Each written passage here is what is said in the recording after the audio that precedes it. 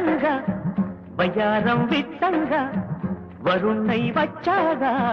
శృంగారమా వయస్సే మెత్తంగా భరించావాటంగా పురుషోత్తమా అపురూపంగా దిల్సు అభిసారిగా అభిమానంగా